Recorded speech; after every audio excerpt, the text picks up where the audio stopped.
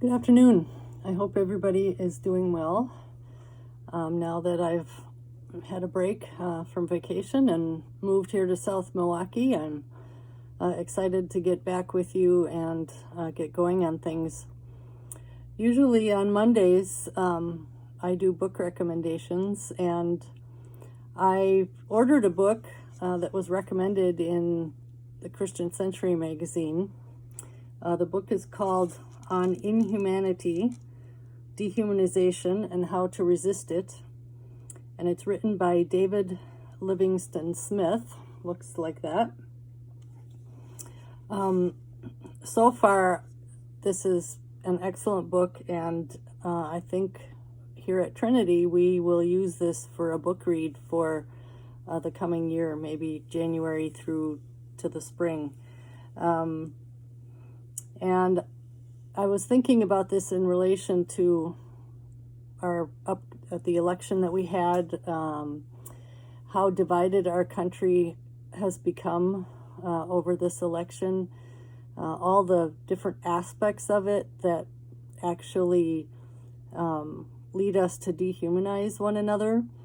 And one of the things the author mentions is how we often dehumanize the ones who dehumanize others. And sometimes we find ourselves doing that in this extremely divided political climate. And that's something we need to be aware of in ourselves, and something that I hope we can discuss and address. I'd like to read you just a couple paragraphs from the introduction to this book. So listen to this story.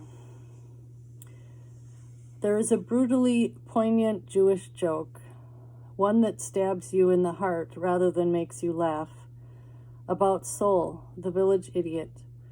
Because of Sol's intellectual deficits, he is regarded as unemployable.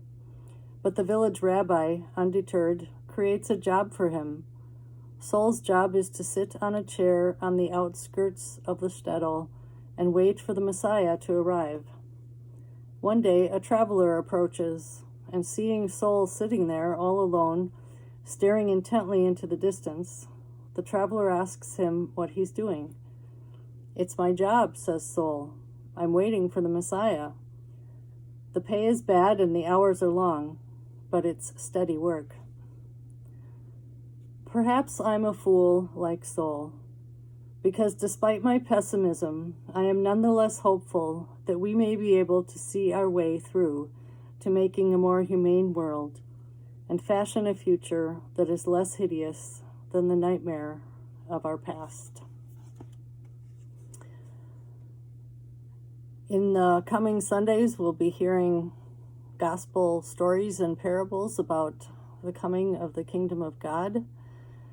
And I think this is a great time to think about how we can enter into that kingdom of love and compassion, and not of dehumanization. So those of you who would like to join in on our book read for the coming year, this is going to be it, On Inhumanity, Dehumanization, and How to Resist It by David Livingstone Smith. So go ahead and get that. We'll probably start that book read in January.